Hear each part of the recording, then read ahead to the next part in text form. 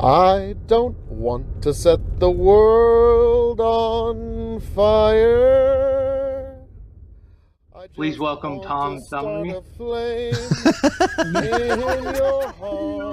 I'm here, and your white privilege isn't going to save you tonight, okay, guys? Desire, and that one is you. No other will do.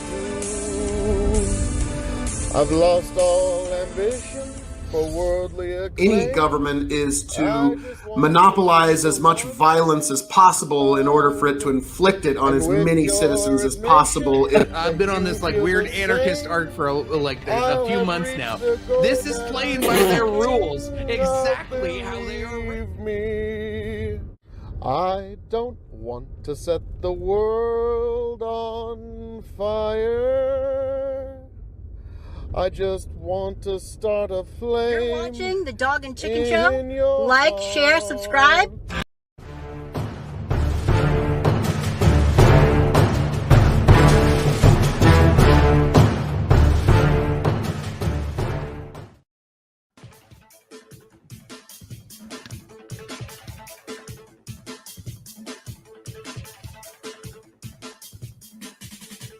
I'm raising the stakes at WrestleMania, raising them like they've never been, because you question my title reign, chicken. Yes, you do. And you know what? You have every right, sir. You do. You do. You have every right. And I'm going to clear that all up at WrestleMania, because I'm going to make an offer, chicken, that you, sir, cannot refuse. Because at WrestleMania, I'm going to put it all on the line. And you know what? You and Tony, you can have every qualifier, every tiebreaker, every extra point. The audience, if the audience members can think up of a great extra point, like who's going to come out with an anime or Marvel DC based costume, whatever kind of extra point you can think of across WrestleMania, it's in. So long as you and Tony agree on it, it's in. Doesn't matter, chicken. Any tiebreaker, any extra point. We can have dozens of them. I don't care. Bring them all, because I'm a fighting champion and I defend my championship, and I will do so at WrestleMania. And also, chicken. But this is how I'm going to make you an offer you cannot refuse, sir.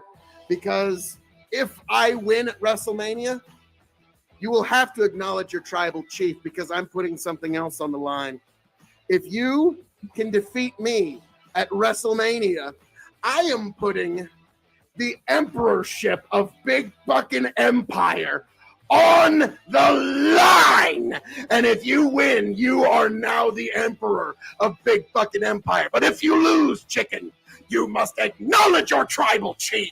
So, do we have a deal? I have problems with this.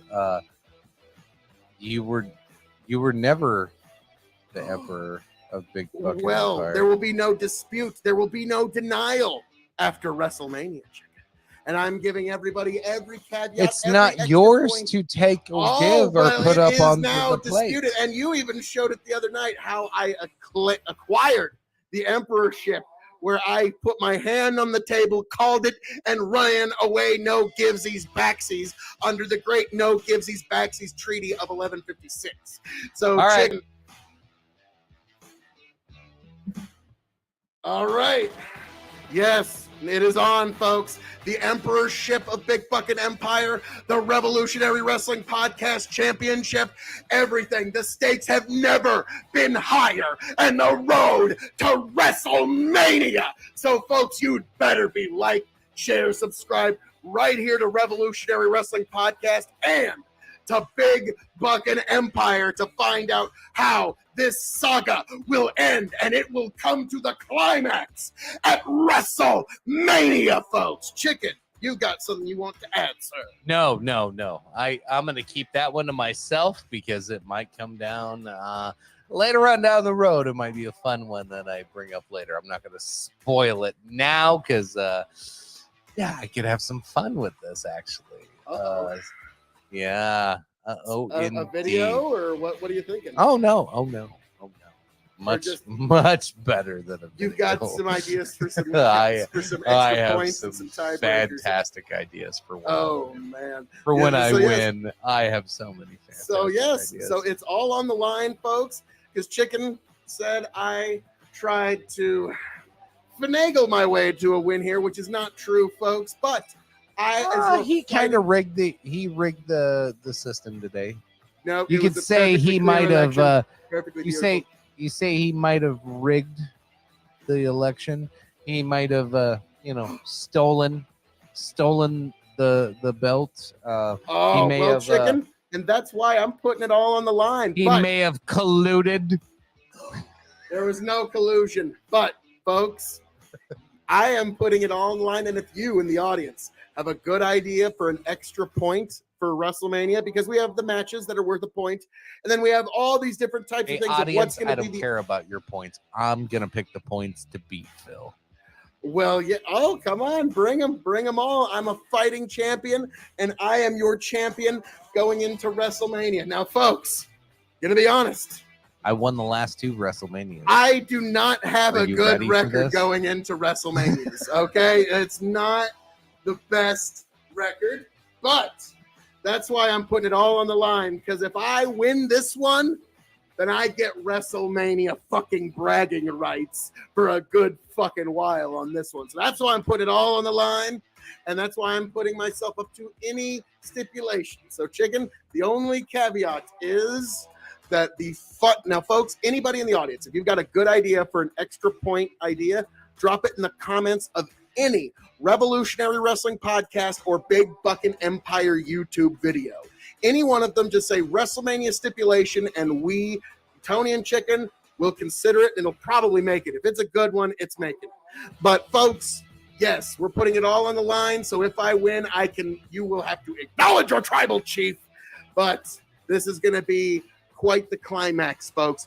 WrestleMania, it all comes to a head. Big Buckin' Empire, WrestleMania, K.O.E. Nation, Revolutionary Wrestling Podcast. It all comes together, folks, and you need to be there for it as we head into the road to WrestleMania. Now, look forward to getting my title back. Tonight was close. I tied for it. You are disputed, but I like what you got planned. I look forward to WrestleMania and all the weeks coming ahead, folks.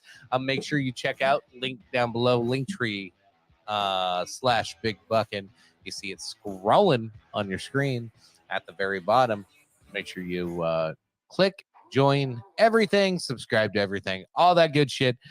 All that Cheers. Being said, thank you for joining us here at the Revolutionary Wrestling Podcast. Thank you for being here. Thank you for joining us. Every last one of you, raise a glass to yourselves, and I hope to find you back here happy, healthy, much the wiser. I am the devilishly handsome outlaw himself, your King of Extreme, Phil K.O.E. You can find me at K.O.E. Nation on YouTube, TikTok, and Twitch. You can find Tony at Tony the Rod 2.0 on TikTok. You can find Chicken not only at Big Buckin' Empire on YouTube, not only Big Buckin' Empire on Facebook, not only Big Buckin' Entertainment on Twitch. You can also find him Norwalk IRL on YouTube, and you can find all those amazing links right there at Linktree /Big Buckin'. So it's the place to be. But folks, I can't wait to find you back here for the road to WrestleMania. It's all on the line. The belt's on the line. The emperorship of Big Buckin' Empire's on the line. And bragging rights is on the line. This WrestleMania. Be there, folks. Don't miss it. Chicken, take it away. As always, folks, I appreciate y'all. Thanks for tuning in. Look forward. Don't forget a live show on Big Buckin' at the end of the week here. Until then, and until the next pay-per-view, as always, we appreciate you. We love you. Good night.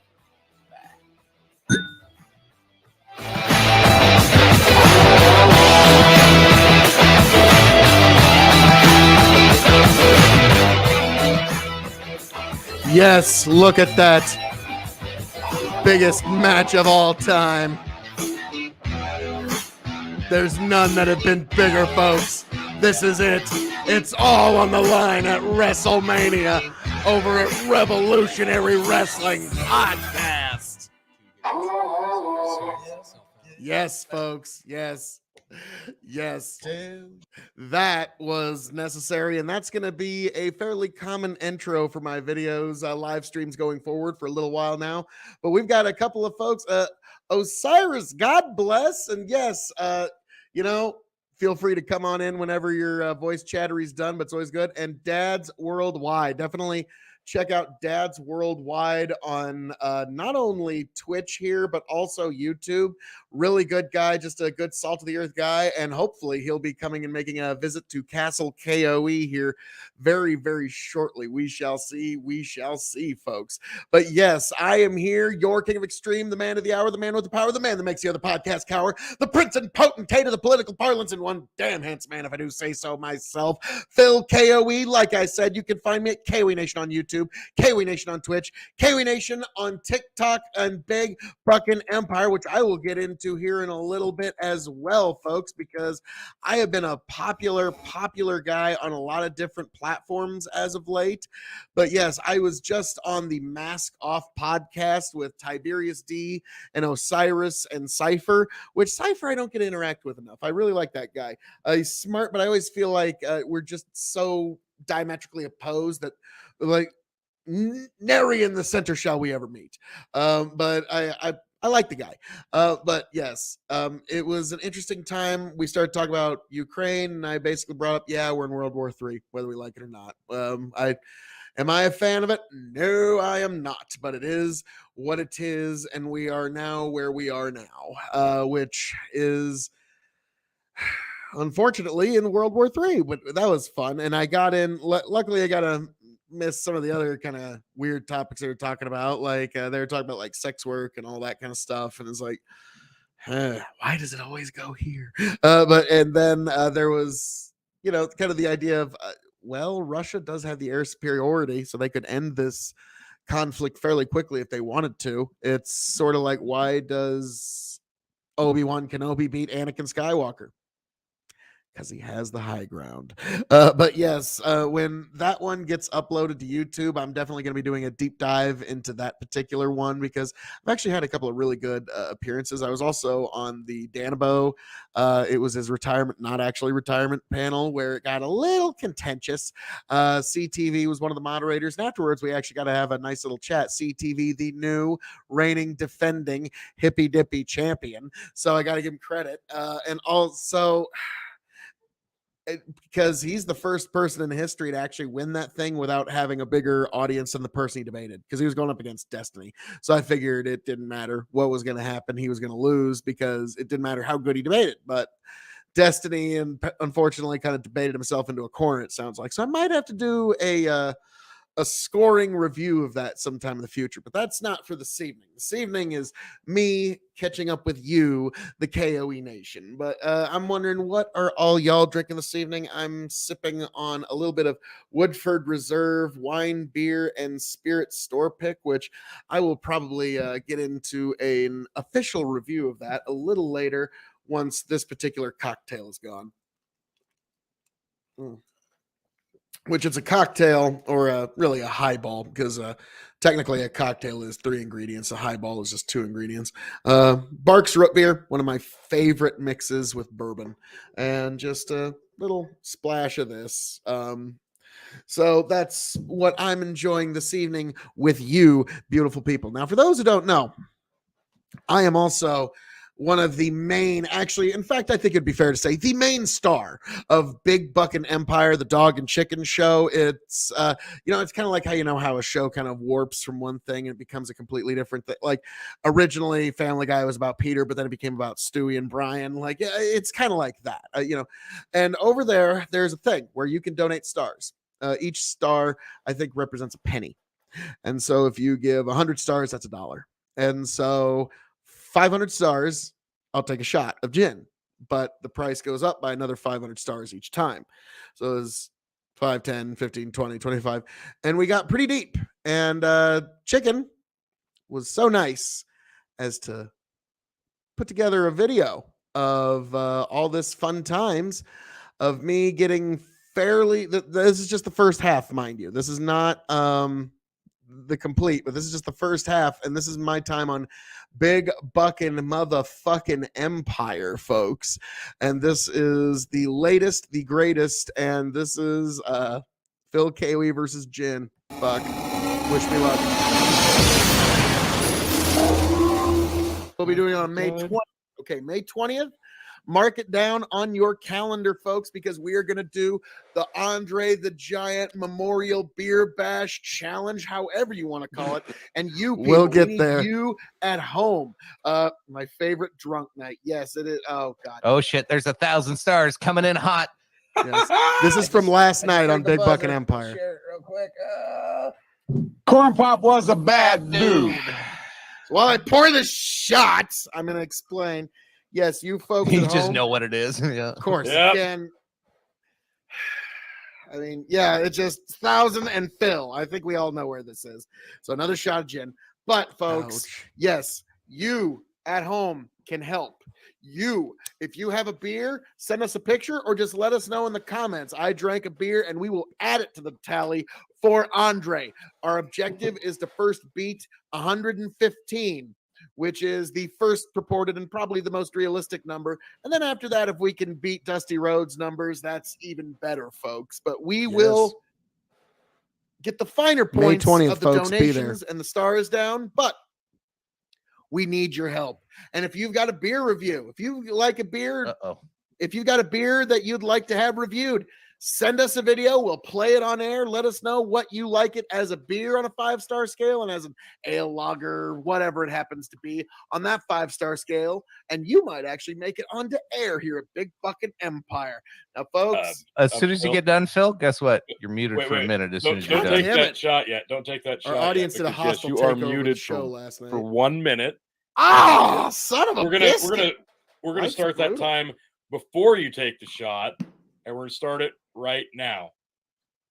God, they cut me off mid. Here he goes, taking his favorite shot ever. And you know why he's making that face? It's that like the tickling of the asshole it gives him, where he's just like, "Oh, that feels so not good." at all. Oh, God, my it's prostate. Really not. Oh, I think he's got a vibrating egg in right now. Look at the pleasure on his face. Sucks getting interrupted, huh, Phil?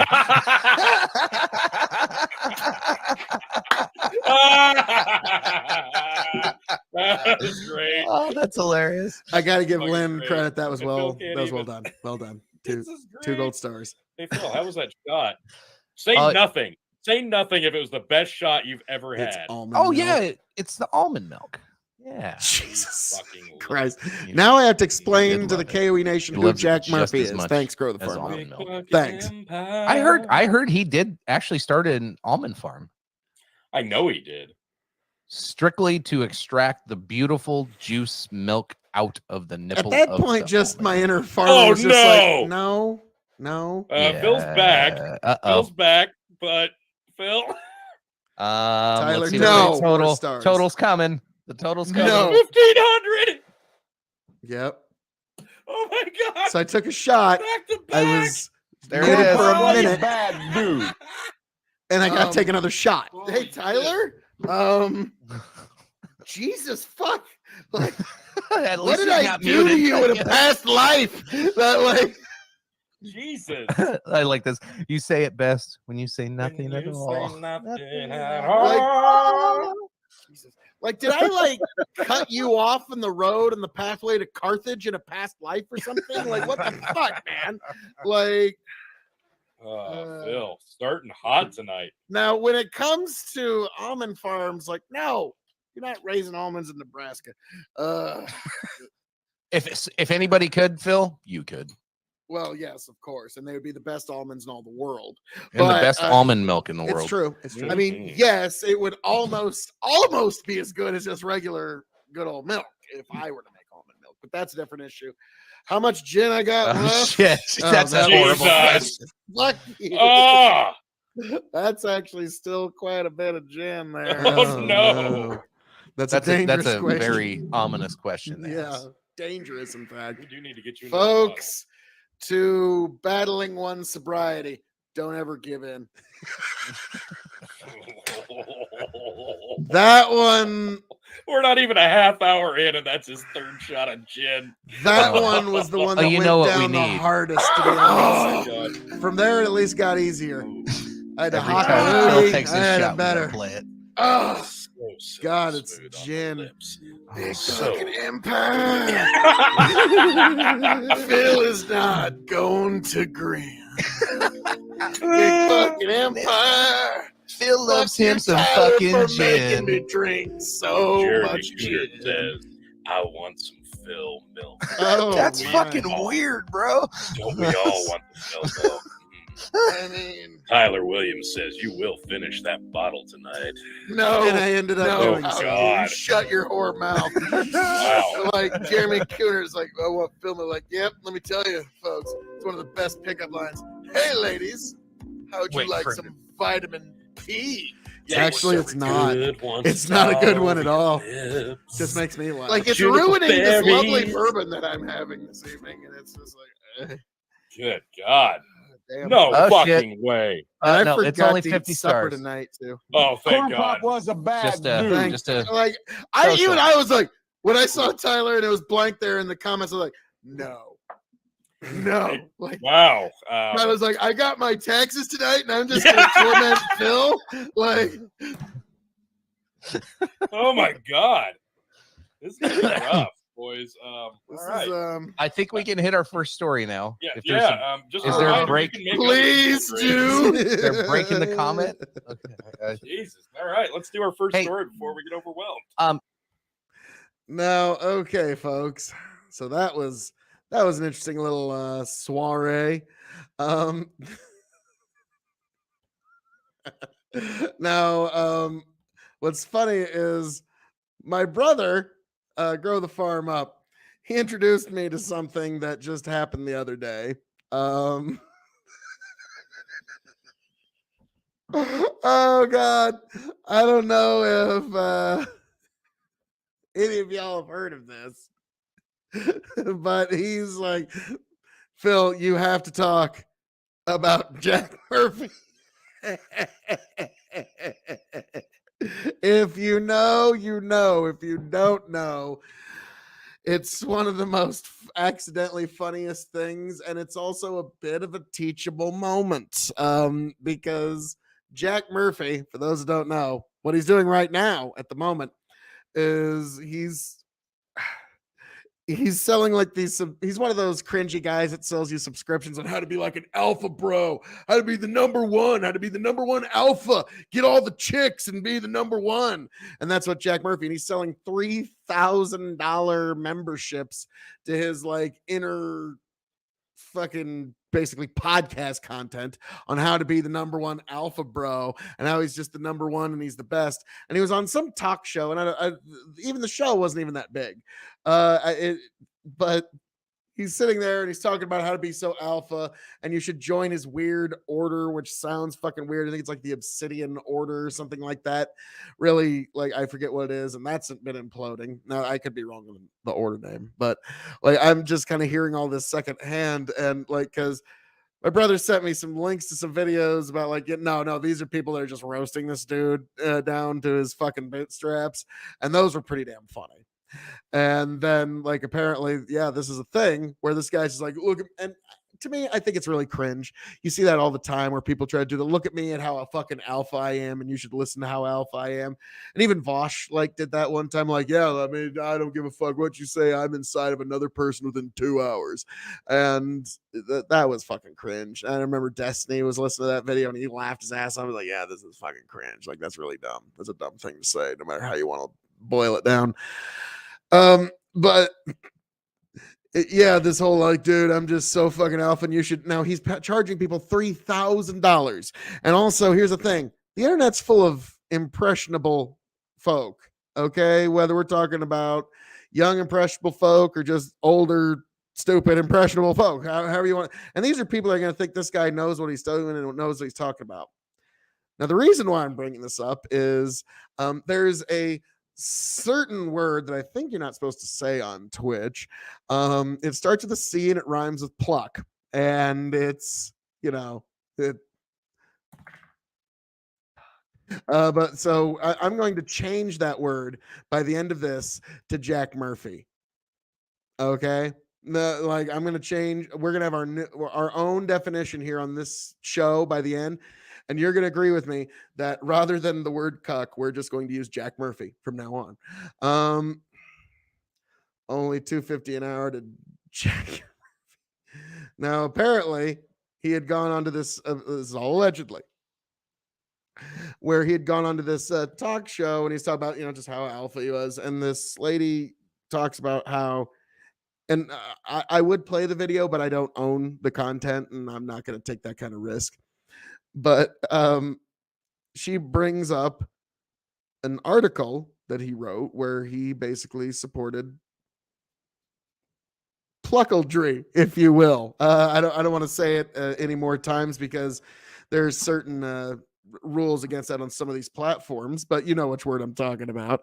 But he was basically talking about how much he loved other men having coitus with his significant other at the time, which was unusual. And rather than just laughing it off, like, yeah, that was funny, wasn't it? He goes, you know what? Fuck you. Heartfelt. Like it was really weird if you watch it, and it was the most bizarre thing I'd ever seen. Like, okay.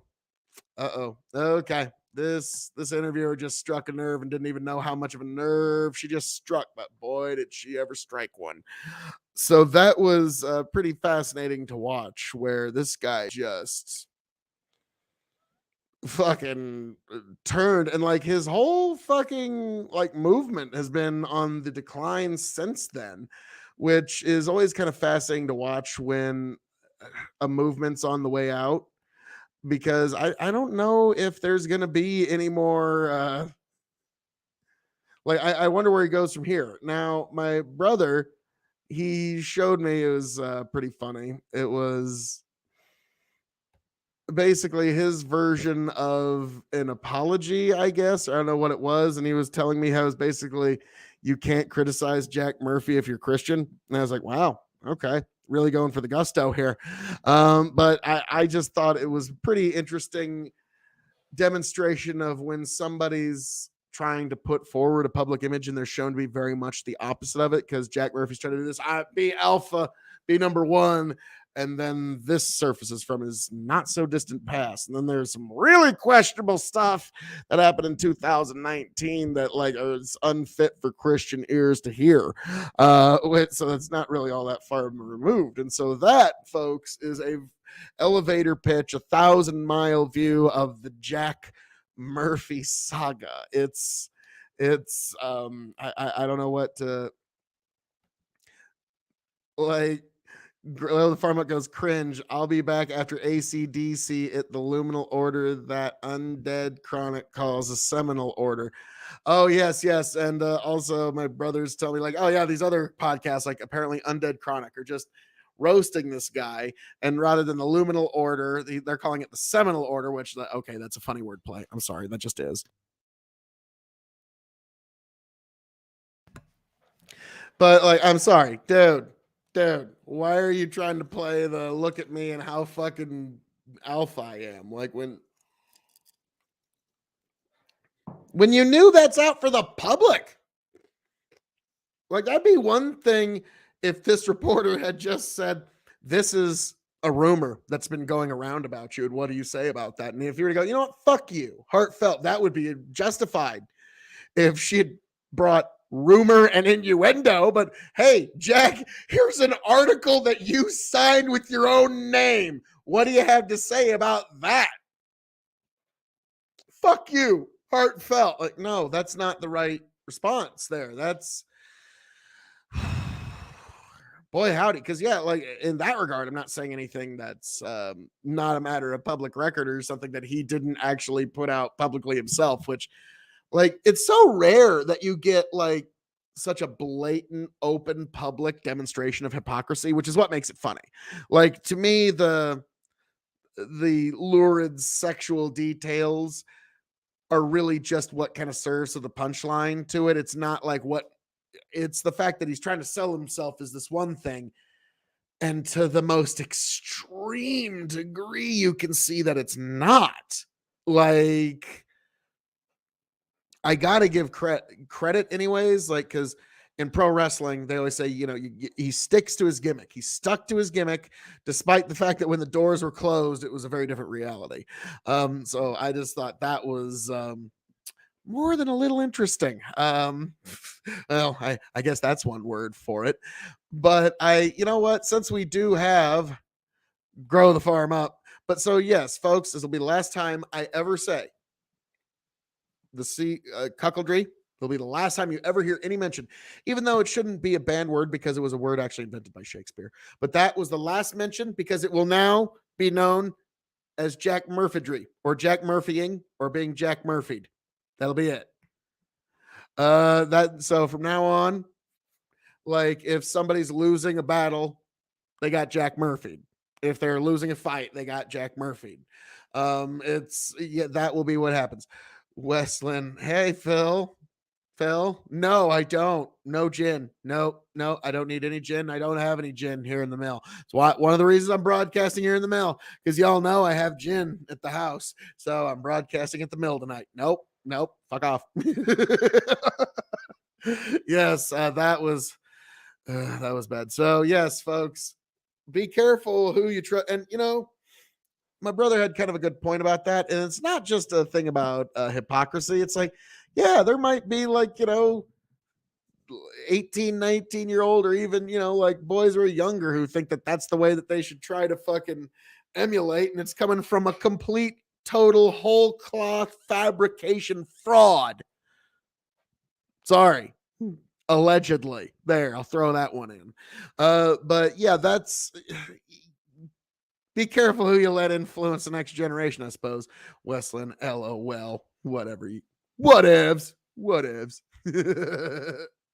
But you know what, folks? I'm going to actually give a bit more of a shout out to Grow the Farm Up here. This was a video he put out not too terribly long ago. It's a short one, but he's talking about how he gets very, very high soybean bushel yields. So just real quick short one, but since Grow the Farm Up dropped in, hey I'm going to guys, give his Grow the content Farm a Up, good out spin. doing some scouting today and just noticed something.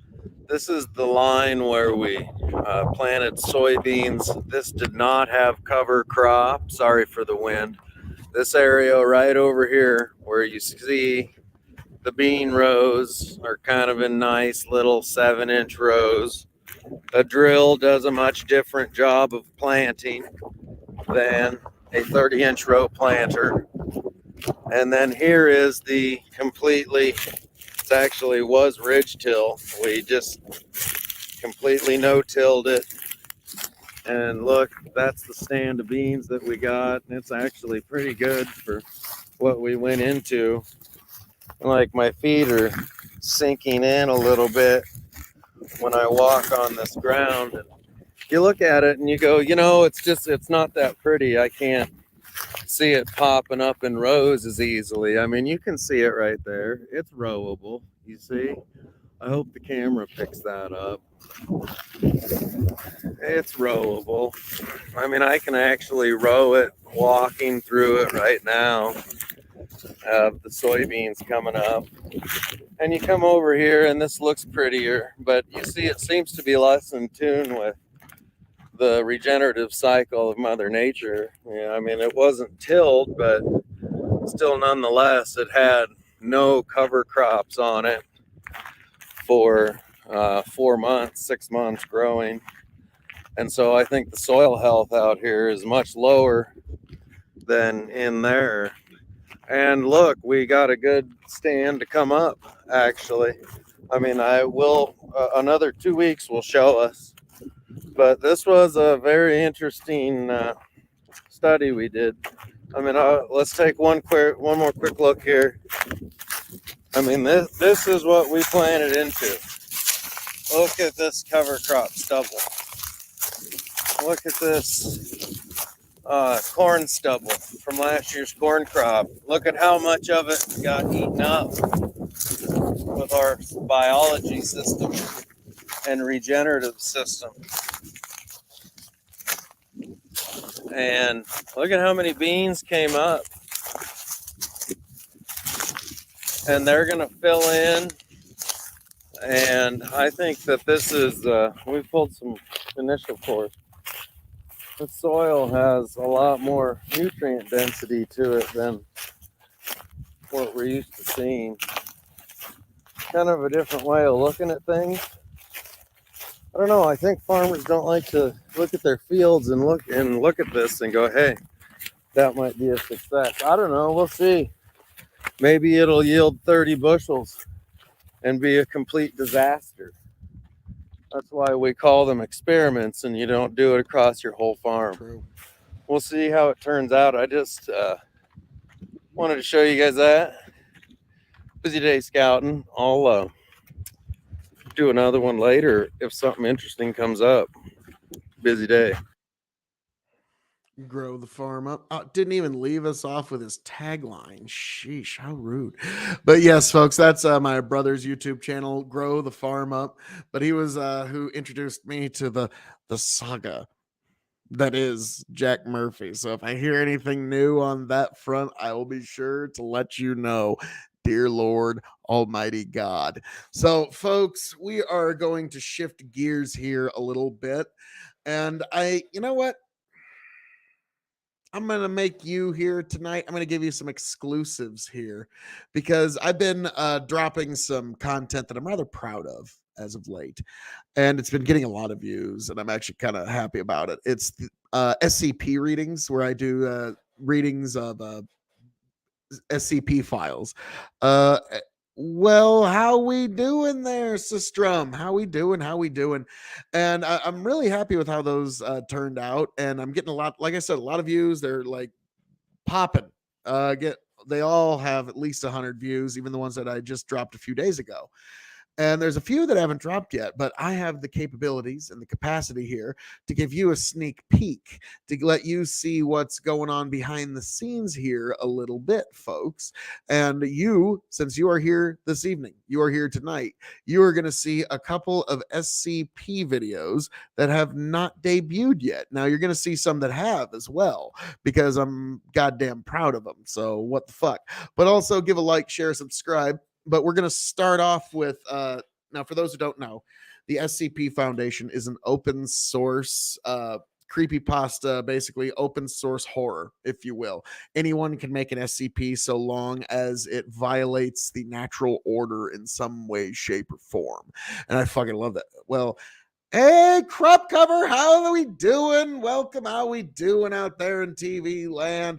Hope all y'all in your little corner of the world, Crop Cover, are doing just fine. And shout out to all y'all over there at Casa de Crop Cover. So, folks, yes, this is one. I've had a couple of them that have dropped, and I've got one that at its current trajectory is probably going to be my most popular video in about 5 months. Just so I guess I'm going to do some more SCP readings in the future, but they're going to be dropping every Tuesday. But you're going to be getting a special sneak peek on a couple, 5 or 6 that have not dropped yet, folks. So you are getting a special treat this evening. And of course, if you got any comments, just let me know, because these are all very short. So I'll just get to your comments in between each SCP reading. So, but yeah, this will go by a lot faster than you think, folks, but something I really liked. And so this first one is SCP-001. Now, for those who don't know, there's several different SCP-001 files. And the idea is you as the reader decide which is the actual real SCP-001, or are they all lies, or are they all true? And that's for you to decide, because SCP-001 is kind of like the impetus or the reason for the Foundation. And then each file from there is some other anomaly that breaks the natural order in some way, and they catalog it as SCP whatever. And it has a very medical military style of reading, but it's just marvelous. So folks, with all that being said, let's get to SCP-001, the Scarlet King. 7 seals, 7 rings, 7 bribes for the Scarlet King. They gather round the natal bed, the foolish and the wise. They fear the child yet to be born, whose voice shall rend the skies. The faithful watch the forest, for the coming of the king. Their lanterns bright, they wait at night for the new world he shall bring. The dragon waits in shadows, his breath will scorch the land. The hero in the castle draws his sword and makes his stand. The princess in the tower is hidden far away, but nothing under heaven can keep the groom at bay. They gather round with leering smiles, the soulless and the dead. Though her soul unwinds, the cruelest minds will keep her in her bed. The potter told his prentice to prepare him 7 jars. 6 he made with grace and skill. The last his hands did mar. The cretin moon no more is howling, gone its morning black. In their dreams its face is prowling, come to take them back. The king is in his courting clothes, the brides are in their beds.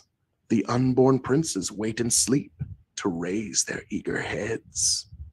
The hens were in the hen house, and 7 eggs did lay, till the fox crept in by dark of night, and stole the eggs away.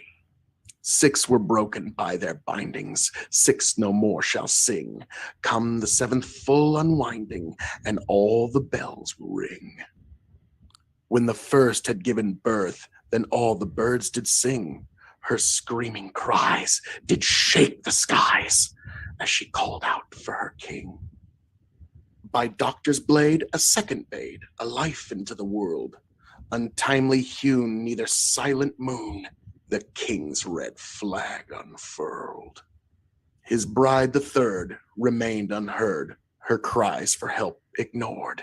She stopped her life with a surgeon's knife and gave it to our Lord. The 4th prepares a dagger and places it at her heart.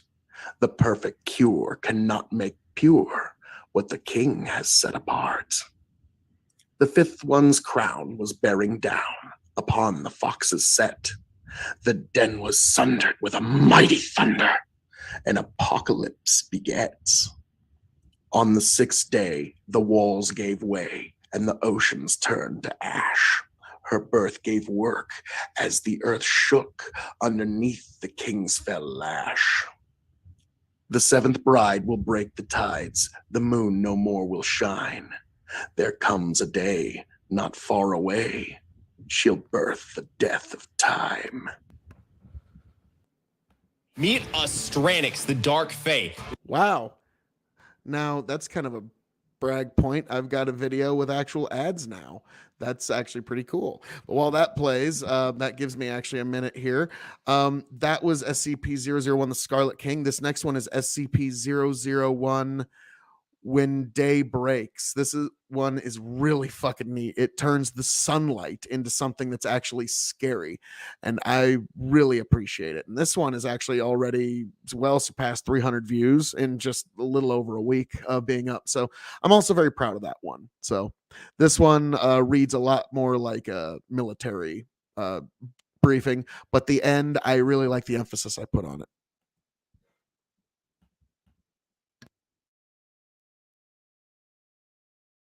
Class Apollo. Item number SCP-001. Object class Apollyon. Special containment procedures. Due to its nature, SCP-001 cannot be contained. Survivors of the SCP-001 event stationed within secure facilities are to remain in contact with one another. Personnel are encouraged to attempt to reach Site-19 by any means at their disposal. Personnel with knowledge as to the whereabouts of the O5 Council are to relay this information to the administrator. Survivors attempting to travel outdoors must fully cover their bodies in protective clothing, preferably several layers. Travel by foot should be limited as much as possible. Cities and man-made structures in general provide the greatest protection. Formerly wooded areas should be circumvented. Travel by air is preferable above all other methods. Personnel exposed to SCP-001 are to be considered lost. Compromised personnel are to be abandoned. Euthanization is not to be attempted. Collective instances of SCP-001-A that are of formidable size are to be avoided at all cost. Conductive electrical weapons have proven partially effective at immobilizing instances and may be used for self-defense. Incendiary weapons work as well. Cryonic munitions are the most effective thus far. Testing has revealed that SCP-001-A is relatively safe to consume. This is only to be considered as a last resort in the absence of other options. As SCP-001-A may reconstrue within the digestive system, only small portions should be consumed at a time to prevent blockage. Personnel stationed at Site 19 are to pursue research concerning off-world colonization. Shuttles must be constructed as to not allow light to penetrate the interior. Description: SCP-001 is the designation given to the Sun after an event on date redacted, resulting in 6.8 billion casualties within the first 24 hours. This event has been categorized as an XK Apollyon-class solar singularity scenario. The SCP-001 effect does not seem to result from exposure to ultraviolet rays, but rather light in the visual spectrum, 390 to 700 nm. The effect is similarly present in moonlight. Upon contact with visible light produced by the sun, living organisms liquefy at the point of contact, with the effect spreading until the entire organism is converted. Visually, this is reminiscent of melting wax. The time this takes is largely dependent on the level of exposure and size of the organism. Despite this restructuring, at no point do living organisms perish. Upon completion, these organisms, SCP-001-A, take on a gelatinous consistency. Motile organisms will attempt to orient themselves in a fashion reminiscent in their previous form to varying degrees of success. Flora typically remain physically inert, yet are still capable of photosynthesis and still produce oxygen. Organisms capable of flight lose the capacity to do so. Fauna remain sentient and display behavior that parallels their non-anomalous counterparts when not absorbed into a collective instance. Humans retain a modicum of sapience and memory. Biological anomalies exposed to SCP-001 are affected in the same manner. It seems that exposure nullifies any previously expressed anomalous characteristics. Due to their composition, instances of SCP-001-A that make contact with one another may combine and blend at the molecular level. This does not seem to cause any pain or distress to the instances, though the resulting bolt can inhibit movement. Since the SCP-001 event, most instances have congregated into such collectives, which seem to possess no maximum volume. The resulting biomass is amorphous and chaotic. The component organisms will shift between a full to semi-liquid state. Limbs and bodies will rise periodically from within the mass for a short duration before deteriorating and being submersed by another life form. Collective instances will locomote by using their appendages in tandem to carry their mass. Larger instances will form a pseudopod from their constituent life forms and drag themselves about in a manner similar to amoeba. A message from the administrator. To those with families, or God forbid, children, I'm deeply, deeply sorry. You must push on. Do not let their deaths be in vain. We do still have time. Humanity may still have a future. Come to Site 19. We need all the hands we can get. Learn to embrace the darkness, friends. Fear the light. The administrator. So that one's another great favorite of mine. And for those who know, I'm going to go full screen because it's about to blast me another ad, and I know it because my videos are just that awesome that they sometimes do. Yes, I'm just that. I kid. But yeah, that one's a really, if you know about SCP-001 when day breaks, it also has an accompanying story, which I need to get more voice actors together to do that one because it's such a tragic story of this woman and her wife. They both work for the SCP Foundation, and one of them gets hit by the sunlight, and so now they become one of these things, and she gets into this giant red gelatinous monster, and she joins them all. And the one woman who doesn't get exposed, she basically barricades herself in a room and this creature's just outside, and she can keep hearing the voice of her wife, but it's kind of warped, and she's like, please come out to the light. It's so beautiful out here. We miss you so much. Can we, when you come out, we'll be together forever. And all of us, it's so great. Just come out to the light. And then like it ends with her singing their favorite song together, but then it becomes like this twisted evil cacophony of like 40 different voices of all the different people that are part of this big gelatinous new creature that happened after the sun basically turned on us. So yeah, it's a really fascinating and really horrifying well done, and it's a reason. There's a reason why that one made it to an SCP-001 proposal. There's only like 30 that made it to SCP-001 proposals, and there's over 5,000 SCP files. So there's SCP like 5222 and stuff like that, but there's only 30 of them they said were good enough to be an SCP-001 file. Now this next one is one that I really just personally like. This one has not dropped yet, so this is an exclusive, folks. This one's not going to drop for a few weeks, actually. So you're getting an exclusive sneak peek at another SCP-001 file, SCP-001, the Church of the Broken God. And what's described here is a giant mechanical structure that when the Church of the Broken God tried to reassemble their god Mechan, they put in a false heart to their false god, and rather than being something they worship, then shockingly, like always does, the thing turned on everybody, and it just started ingraining just like rock and mineral dirt and machines and other things into itself and getting bigger and bigger and bigger and bigger.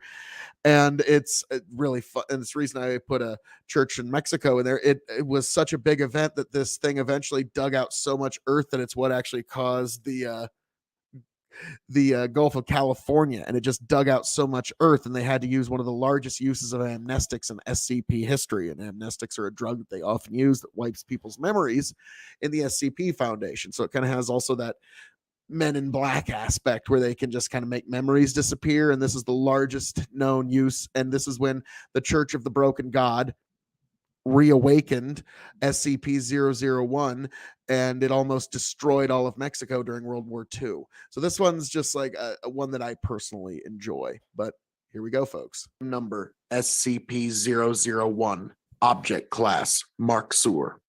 Special Containment Procedures. Information on the relevancy of SCP-001 to the related anomalous objects are to be omitted from the respective objects' documentation. While connections with the Church of the Broken God can remain available, the origins of the items are to be omitted or obfuscated. The inactive component of SCP-001 is to remain in its current location, and any shipping or diving is forbidden in that area. Civilian discovery of SCP-001 is to be suppressed and amnestics to be utilized in order to maintain classification. Persons affiliated with the Church of the Broken God who make active attempts to seek out the inactive component of SCP-001 are to be taken into Foundation custody and questioned. Information pertaining to SCP-001, whether physical or digital, is to be confiscated and contained. The inactive component of SCP-001 is expected to remain inanimate. However, should SCP-001 experience spontaneous reanimation, all active mobile task force units at nearby Site 27, Site 44, Site 90, and Site 101 are to be assigned to active countermeasures.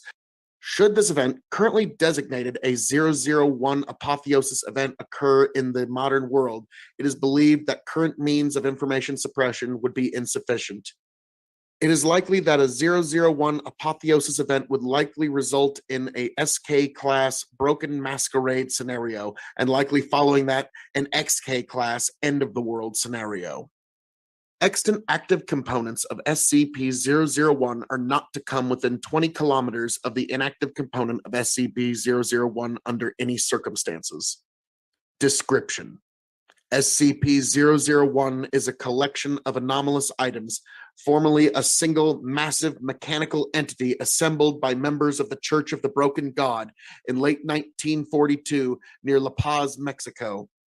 Items include SCP-217, SCP-1139, SCP-882, and several internal components of SCP-629. Members of the church combine the various anomalous objects in an effort to restore their deity. Upon activation, SCP-001 reportedly began to integrate metallic objects into itself while actively seeking other anomalous objects. SCP-001 and the resulting 001 apotheosis event that took place as a result of its assembly was the cause of a significant environmental changes in Western Mexico and required one of the most widespread use of amnestics to date. Post-event, the active components of SCP-001 were taken to Foundation sites for containment, while the inactive component of SCP-001 remained at the bottom of the Gulf of California. So that's another SCP-001 file. And how we doing, the freak? How we doing? It's lovely this evening. I'm just actually debuting some new content here. Some of it's not going to drop on YouTube for a little while. Like this one is actually a debut, and the next one's actually going to be a world debut for YouTube. My TikTok audience has already seen this one, but this is a brand new debut of SCP-173. But yeah, the freak, I was actually just on the Mask Off podcast not too terribly long ago, and I had a really good time. But yeah, always great time, great people. But yeah, this one's very, very short. It's like a minute and a half long. SCP-173. Now, it's one of the most famous, but because there's actually now a lot of people don't know SCP-173, it actually explains pretty well, but it's a great piece of creepypasta, because if you break your line of sight with it in any way, it immediately gets right up to you and breaks your neck. It'll kill you if you blink for even a second. If you blink while looking at it, that's all the time it needs to get right on you and snap your neck. And it always kills you by either strangulation or breaking your neck. It's SCP-173. It's giant concrete superstructure. And so that's kind of the freaky part of it. Now, the reason I did the peanut is because the original artist rendition was a giant concrete peanut with arms and legs. And so everybody called it SCP Peanut. And so I went with an artist rendition where it's just a peanut, because the original artist is now coming back with a bunch of copyright claims. And so now every SCP guy is coming out with their own version of SCP-173, because SCP-173 is completely copyright-free, open source horror. Anybody can use it. Anybody can add to it. Anybody can make their own stories. Anybody can do their own thing with it, which is what makes it really cool.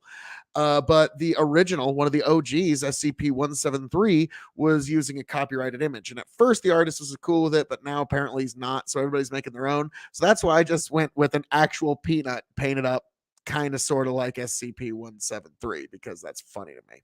But yeah, so this is the description of SCP-173 and the grand debut on YouTube and Twitch. Item number SCP-173. Object class Euclid. Special containment procedures. Item SCP-173 is to be kept in a locked container at all times. When personnel must enter SCP-173's container, no fewer than 3 may enter at a time, and the door is to be relocked behind them.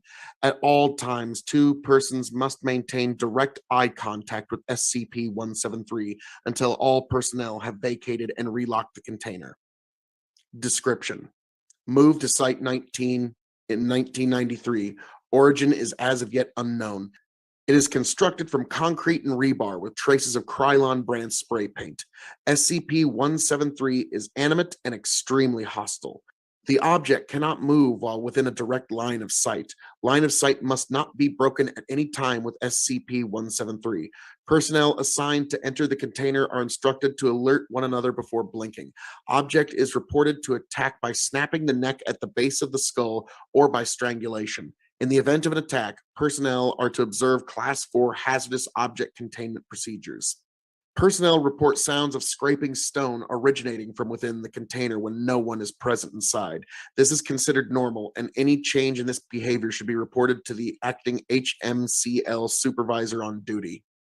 The reddish-brown substance on the floor is a combination of feces and blood. Origins of these materials is unknown. The enclosure must be cleaned on a bi-weekly basis. Creepy and cryptic. Yeah. Oh, sweet. It's got its own ads. I'm sorry. This next one, which is another one I'm really proud of, it's one of my favorite SCPs, and it's gotten so popular, it's getting its own ads. Like, oh, that's so awesome. You have no idea. You have no idea. But hey, Osiris, how we doing? Yes, it's Alien Killer Peanut from outer space, apparently. But how you doing, my man? That was a fucking awesome fucking panel, man. That was awesome. So I always enjoy the Mask Off podcast. And you should definitely go check it out. And also go check out Osiris, not on just Twitch, but Osiris Tech on YouTube. I subscribed, and you probably didn't notice because he's got a few subscribers. So yeah, this guy actually knows shit from apple butter when it comes to social media and social media in it. So yes. But yeah, thanks for coming by. But yeah, I'm just doing kind of a grand debut of some of my SCP readings that are actually kind of starting to get a little bit of traction. So I'm happy. Now, the weird thing is the other one that caught a lot of traction was All Tomorrow's book, an audio book that I did. It's uploaded and it's on one of the playlists on my channel where I did The Art of War and All Tomorrow's. That one finally caught and people are really enjoying that, so I like that. I'm enjoying the fact that people are enjoying these because they're really good stories, because the fact that people are actually watching some of these audiobooks, I'm probably going to do another one. So it's really a competition between the Book of Five Rings by Musashi or George Orwell's 1984. Those are the big competitions. But yeah, so this next one is my personal favorite SCP in all SCP-age.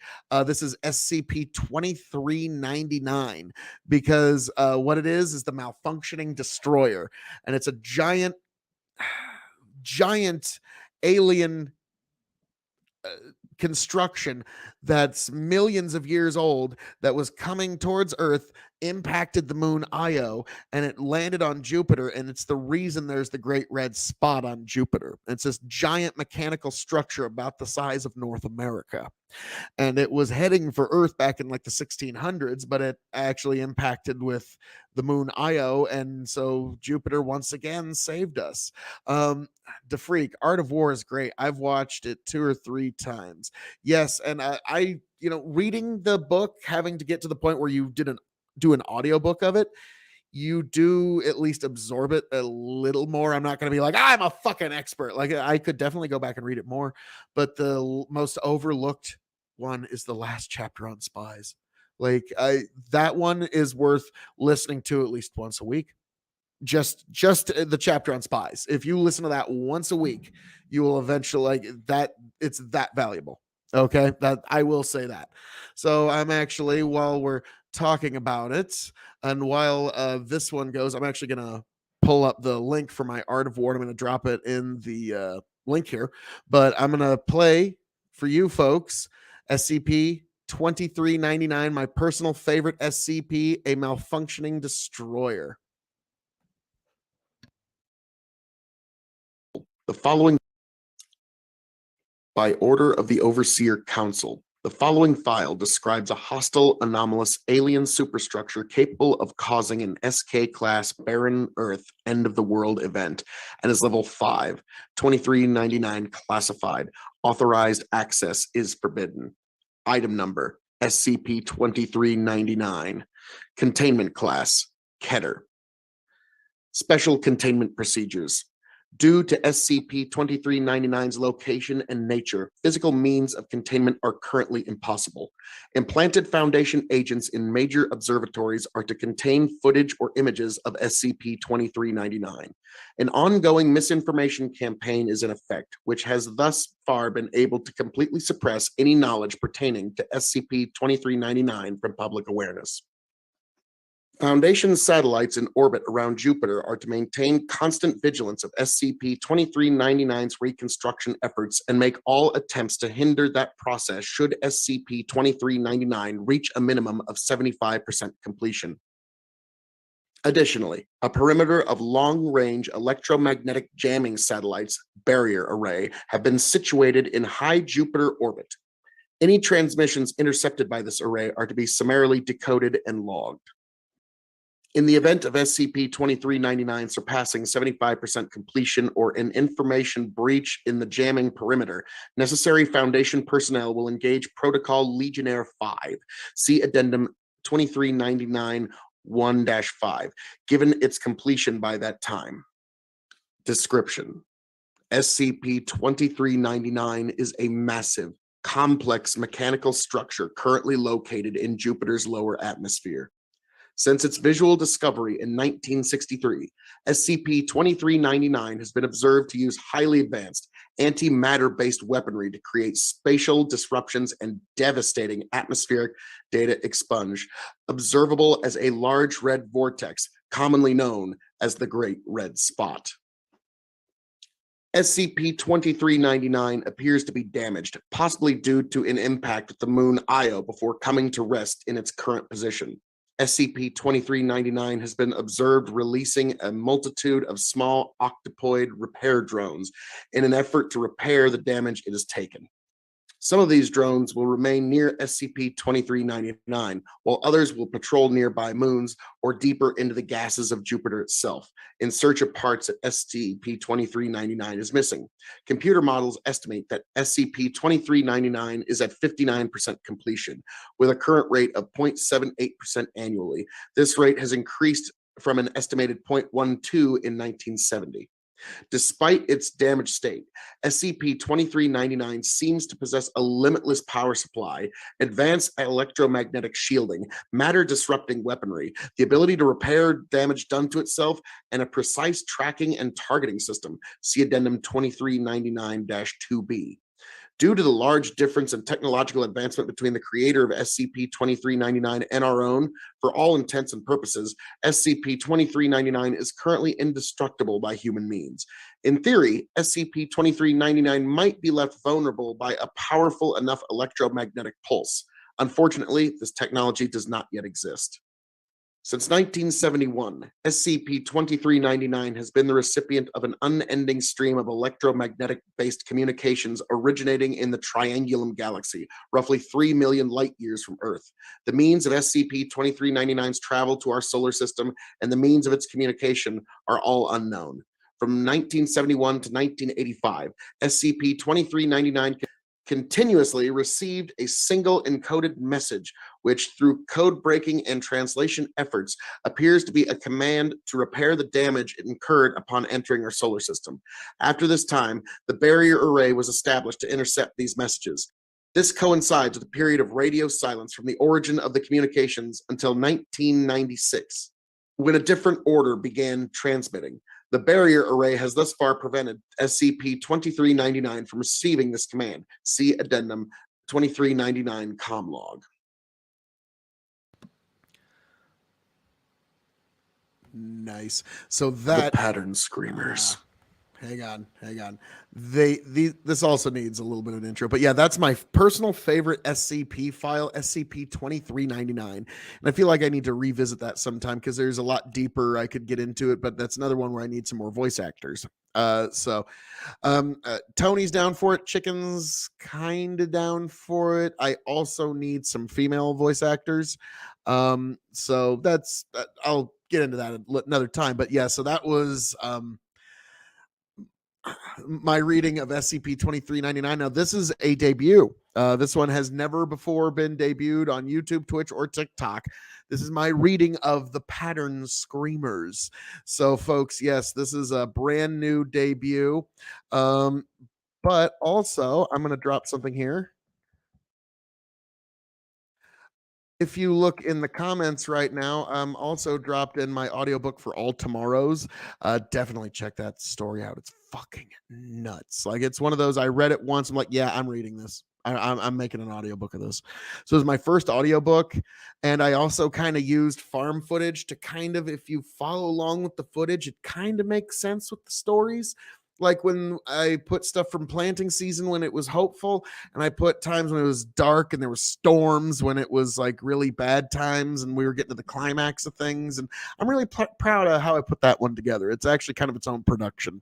So, but it was with All Tomorrow's CM Kostman as its inspiration. But this is one of the main villains, if you will, of the SCP Foundation, the Pattern Screamers, which I'm sorry. just credit where credit's due. Pattern Screamers is just an awesome fucking villain, regardless of what it does or where it, like, if you were to put that in anything, you're to put that in Star Wars, Harry Potter, fucking The Matrix, goddamn a Batman movie, a fucking Marvel movie.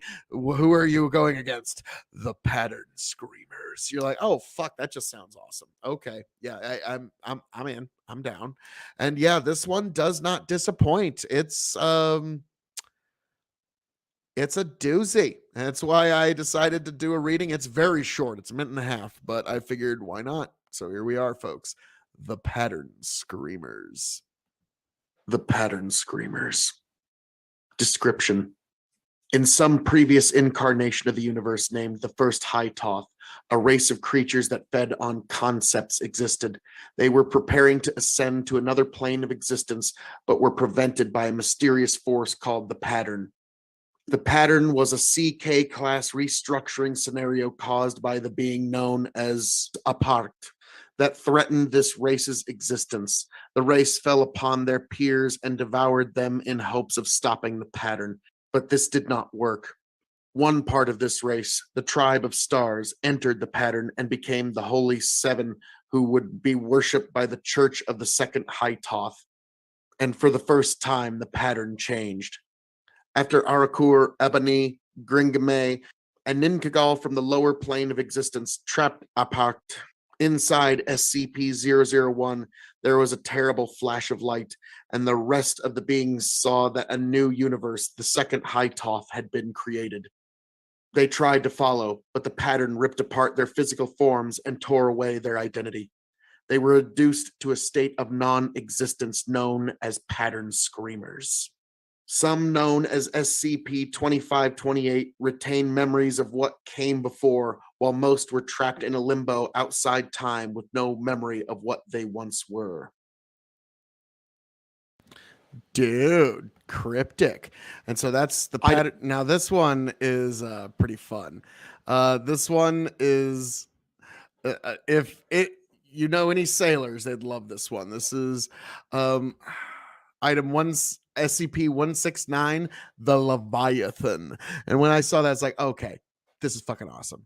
And Grow the Farm Up is just like, hey, what about Jack Murphy? We covered Jack Murphy, and so I'm gonna actually cut that out and clip that out later, folks. So there's gonna be its own little Jack Murphy saga coming very soon. But folks, this is now another debut. This one has never been played before on YouTube, on TikTok, or Twitch, but it's going to drop in a few weeks. Another one of my favorite SCPs, not my very favorite, which is 2399, but SCP-169. I really like this one, and I got a feeling a lot of sailors would like this one. But this is SCP-169 Leviathan. Item number SCP-169. Object class Keter. Special containment procedures. Because of its size, SCP-169 cannot and almost certainly will never be contained. No structure on Earth is large enough or strong enough to contain SCP-169. The location of SCP-169 is not precisely known, but imaging satellites and the analysis of eccentricities in the Earth's orbit suggests SCP-169 is located in the southern Atlantic Ocean, possibly stretching around the tip of South America. Any satellite footage of a shift in the land masses produced by SCP-169 is to be excised and destroyed by embedded agents. Description. SCP-169 is surmised to be a marine arthropod of enormous size, known as Leviathan by generations of sailors and oral history. Presumed at first to be a myth, SCP-169 was detected on date redacted by Mobile Task Force Gamma-6 during an investigation of paranormal activities around location redacted archipelago. During the investigation, it was discovered the archipelago had moved at least 3 kilometers from its original location. Though initially Dr. Redacted believed this motion was due to an unusually quick continental drift, a reconnaissance mission performed by the USS Boat Redacted revealed the archipelago to be the protrusions of rock-like plates covering an enormous organic mass. The Foundation was brought in immediately to begin threat management. Dr. Redacted and Dr. Redacted estimate SCP-169's body length to be between 2,000 and 8,000 kilometers. The creature is thought to have existed since the pre-Cambrian era. No other specimens have been cited. Almost nothing is known about SCP-169's habits, such as its reproductive capabilities, if any, food source, and nesting area, if any. Research regarding SCP-169 is pending approval. The archipelago known as the Redacted Islands have historically been uninhabited, though claimed by Redacted in 17 Redacted. Upon handover to the Foundation, Redacted presence was evacuated on the pretense of rising sea levels. Though the archipelago has remained above sea level for several millennia, any change in depth by SCP-169 could result in the disappearance of the entire archipelago. SCP-169 moves slowly, less than 1 kilometer per week, but seems only to be adrift. Its method of propulsion is unknown. Regular seismic tremors seem to indicate breathing about every 3 months, causing minor shifts in the island's terrain, suggesting that the creature is probably dormant. Information suppression. The USS Redacted was scuttled with all hands immediately after the discovery of SCP-169 with the permission of the American government. The public is forbidden from entering the archipelago created by SCP-169 due to the conveniently large number of resident endangered bird species. As indicated above, satellite footage is to be doctored in order to suppress knowledge of SCP-169's movements. NASA is currently cooperating with the Foundation in keeping the existence of SCP-169 quiet and is currently permitting the Foundation to use their satellites for photographic use. Addendum. The U.S. National Oceanic and Atmospheric Administration of America scientific agency unaffiliated with and unaware of the existence of the Foundation detected an ultra-low frequency underwater sound emanating from around redacted kilometers from the southwest coast of South America. Despite the best efforts of embedded agents, news of the sound leaked to the media, receiving significant media coverage. Foundation analysis concluded that a massive underwater organism was the source of the noise, and SCP-169 was hypothesized to be its source, as its head was well within the possible location of the rest of SCP-169. The sound confirmed the hypothesis that SCP-169 is gargantuan in size. Future efforts by scientific or civilian teams to determine the source of the noise must be stopped by any means necessary.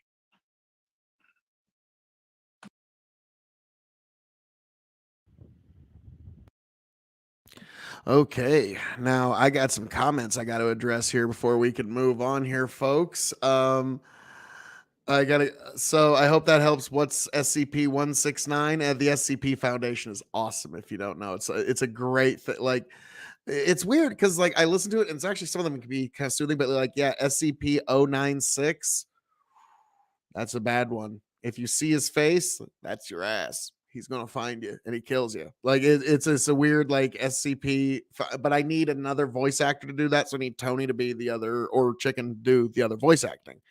Because there's 2 parts in that file where you're reading an interview, and but it's a anomalous creature where it can pass through any barrier. There's no way to stop it. There's no way to impede its motion. No firearm, no tank, no artillery stopped it. No wall stops it. If you see its face, it comes for you and it destroys you. And it seems to have no sentience. It can't be bargained with or reasoned with. It just does this as an automatic motion. And this includes photographs. And so, yeah, it's fucking crazy. And yeah, I love it. More Jack Murphy and Kyle Rittenhouse. I wonder how rich he's going to get.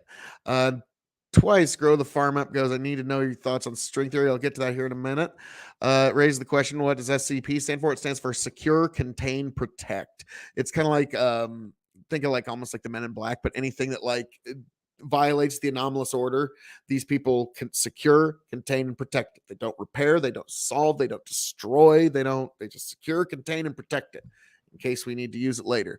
And yes, they don't have Godzilla, but they have SCP-682, the hard to destroy reptile, which, you just can't destroy it by any means. It seems to be sentient. It can communicate in several different languages, and it wants to destroy everything on the planet. So they've got their own equivalent of Godzilla. So Grow the Farm Up wants to know, what are my thoughts on string theory? to me, it's kind of like quantum physics or sacred science or all of this other pseudoscientific sounding, really nice sounding bullshit. Wouldn't it be nice if there was a unified theory of everything? But yeah, to me, if you're somebody into science, don't waste your time on things like string theory. If you're into actual some sort of theoretical work, you got a big brain, you got a lot going on up here. Don't waste your time with fucking sacred science shit like string theory. That's my personal take on string theory. So there you go. Farmer out in the middle of Nebraska just put string theory to rest. Glad to do it all for you. I'm also very modest. So, all right, moving right along, folks. I like this one. This one is fucking weird, but I really fucking like it. It's called Irredeemable. It's something that was so irredeemable that they wiped it from all history in its completeness. And I got to give credit to whoever wrote this one. So this is SCP 2165, 2165, but they label it that way. SCP 2165. They bunch the numbers together unless it's the first 100, because then it's like 096 or 049. That's how they do SCPs that away. But yes, it's a really interesting way that they document it, and there's a council that allows SCP files to get on. So you write your own, you submit it, and then it gets made and it gets given a number. And I think that's fucking awesome. And it's totally like open source wiki. So it's a Creative Commons. And so, yeah, just so long as I say, yeah, go check out SCP Wiki. Yeah, it's all good. So, but this is just so well fucking done. This one, I got to give bravo to the writer here, because this is how you just wipe someone from history or whatever from history. Item number SCP 2165. Object class none. Special containment procedures. SCP-2165 is to be left to its own devices. It is not to be acknowledged in any way outside of this reference. This reference is to be kept in an extratemporal, extraspatial location. All is as it has been. All is as it always was.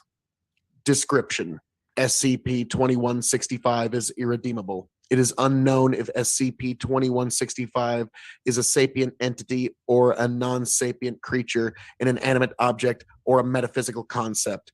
This has been deemed irrelevant by containment personnel. SCP-2165 has performed an action or a series of actions that has caused it to be considered beyond absolution by universal consensus. The exact nature of this action or actions has since been erased from causality by universal consensus. As such, neither SCP-2165 nor any information about it are ever acknowledged by any other being, object, force, or concept. Addendum: there will be no forgiveness. Dude, it's pretty fucking cryptic. Okay, now this one's another, but yeah, that one, when I heard that, I was like, dude, fucking cryptic, man. So yeah, that's SCP Irredeemable. They just wiped it so much that it will be not even acknowledged as a thought, concept, thing, or idea. There will be no forgiveness. I was like, whoa, okay. Well done. Well done. Now, this is SCP-902, the final countdown. Kind of its own, I guess you could say, SCP Foundation's own equivalency to the Pandora's box, if you will, but something very interesting, and this one's not very long at all. Item number SCP-902. Object class Keter. Special containment procedures. SCP-902 has been relegated to Arctic Base Theta-12, the only SCP to be contained at this site. The site is to be staffed by a team of 50 security personnel. At this time, no research is to be done on SCP-902. Knowledge of SCP-902 beyond its number is to be limited to level 3 staff and lower. It is imperative that only a limited number of senior staff know of the existence of SCP-902. Only one member of the O5 Council is allowed to know about SCP-902 at any time. In the event of a security breach from inside Arctic Base Theta-12, The onset hydrogen bomb is to be detonated remotely. SCP-902 must be guarded at all times against premature destruction. Description: SCP-902 is a box roughly the size of an adult human head. It measures 30 centimeters by 15 centimeters by 19 centimeters. It appears to be an ammunition box of a type used roughly 30 years ago, despite this item having been in Foundation custody for roughly 60 years. SCP-902 is made of lead. The composition of the item inside SCP-902 is unknown. SCP-902 emits what has been described as a ticking sound, and anyone who hears the sound becomes convinced that the item is counting down. When opened, the box appears empty. However, the ticking remains. The object continues counting down. Anyone who becomes aware of SCP-902, whether through personal interaction or by reading this report, becomes convinced that whatever is in the box is horribly dangerous and needs to be destroyed as soon as it finishes counting down, and not before. Staff exposed to SCP-902 will typically continue to attempt to open and then close the box, trying to find the object inside. There is no object. There is an object. It has to be destroyed when the countdown stops. We are doing great work. We have to be stopped. Oh, God damn. I just love some of this writing here. Like, some of these writers really have ways of just putting great final lines, even in a relatively short file. Because think about that. That was a very short file. And that one actually won a competition for one of the scariest short files. So I got to give some credit on that one. But yeah, so SCP. Now, this next one is SCP 2539. I'm on a highway to hell. Item number SCP-2539. Object Class Euclid. Special Containment Procedures. SCP-2539 has been closed under the provisional cover story of maintenance. Foundation security personnel have been assigned to monitor and intercept civilians attempting to access SCP-2539. Description: SCP-2539 is a 1.3 kilometer stretch of road located near Roehampton, New South Wales. Individuals who attempt to traverse SCP-2539 in a motor vehicle will disappear after having traveled 500 meters, and later reappear at the other end of SCP-2539 between 7 and 8 hours later. After returning, said individuals typically show signs of severe dehydration and heat stroke, even when provided adequate supplies to prevent this. Those affected by SCP-2539's primary anomaly report having traveled down SCP-2539 for the full duration of their disappearance. All reports involve them stopping for a figure named Miriam Wells. Description of its appearance matched that of Highway Patrol Officer Miriam Wells, who disappeared in late 2009 on a routine patrol. She is usually described as wearing civilian clothes and attempting to ask subjects for directions. In a minority of observed cases, subjects report being able to convince the woman to join them in their vehicle. All such subjects later find a piece of heavily scorched and decomposed human flesh in the storage compartment of their vehicle. The source of this is unknown. End log.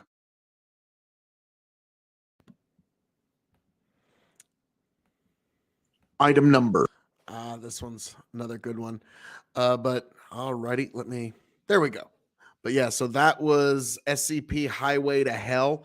Another very short one. I wanted to find a couple of good short ones because I was just having one of those nights where I had time to record a bunch of short ones. And so I did that. And I hadn't had Tony agree to do any voice acting on it yet. So it's just one of those that I just love the fact that there's this really neat SCP fan base, and on the Facebook groups that I post these on, they're just so open and welcome, and they love, like, they'll give you constructive criticism, and they won't try to tear you down. They'll say, yeah, I really like this, and there's this you could do, and then have you considered looking at this file? And yeah, so the SCP people are just warm and open too. So if you do anything for SCP, they're just open for you, and it's a nice little group of people. So I really gotta say they're good, supportive people too. So, but yeah, this is one of the first ones. What about Amazon? You know, you could do an SCP about Amazon. Now they got one about IKEA. I think it's SCP-3008, where it's an endless IKEA, where once you walk into the door and you lose sight of the front door, the shelves all kind of reconfigure and it just goes on forever. And you can never get out of the IKEA again. And everybody that you meet there has been there for a very long time, some for weeks, some for months, maybe a few even for a few years. And the IKEA cafeteria keeps getting stocked with meatballs and stuff like that. They don't know who does it, but you know, everybody's got food. And so people kind of get by, and it's kind of fucked up where nobody can get out. And so it's an anomalous space. And in the end, people actually kind of get along. And like, I like one of the lines in there is, you know, hey, maybe people are a bit better than we give them credit for. So that's, think string theory is possible. Well, if you got a theory on string theory, definitely drop it in the comments and I will address it after this particular video. And it's not very long, but it's SCP-012 Euclid. Now, here's the thing. I do got to address what these different object classes are. Euclid, they're safe, Euclid, and Keter are the big three. Thaumiel is also another one, but it's off to the side. It doesn't matter. Safe means if you put it in a box, it won't hurt anybody. Doesn't mean it's not going to hurt you just if you leave it alone, but if you put it in a box, you put it in a cell, it's contained. Euclid means if you put it in a box, you're not quite sure what it's going to do. It might still find its way out. It might not. And Keter means put on a fucking helmet. if left to its own devices, could actually end the fucking world. And so that's a Keter class. And so, but yeah, this is Euclid. But this is SCP-012, a bad composition.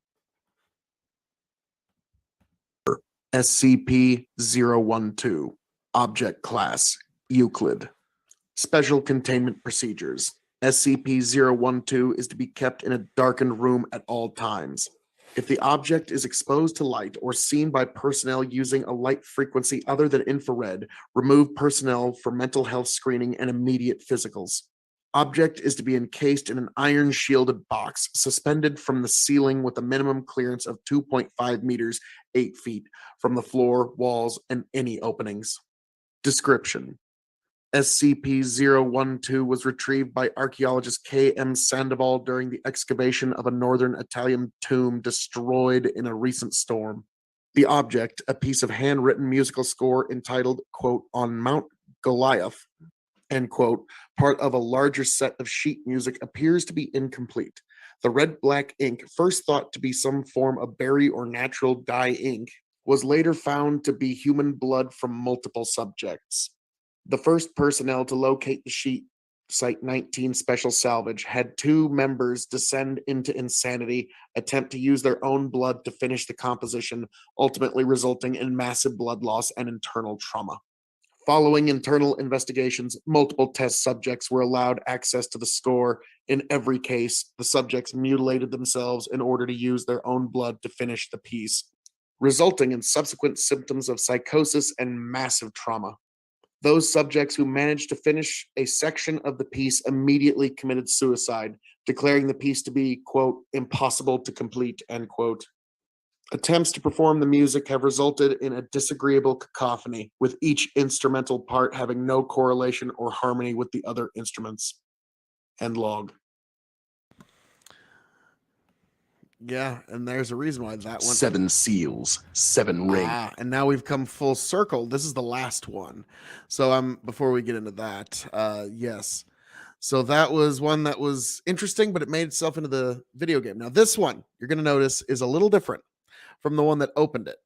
Because the original one that I played, 7 seals, 7 rings, 7 brides for the Scarlet King, that was the Scarlet King poem. But this is one with an extra few verses. I'd say like at least an extra minute worth of verses added to the end, where after it goes, "There comes a day not far away, she'll birth the death of time."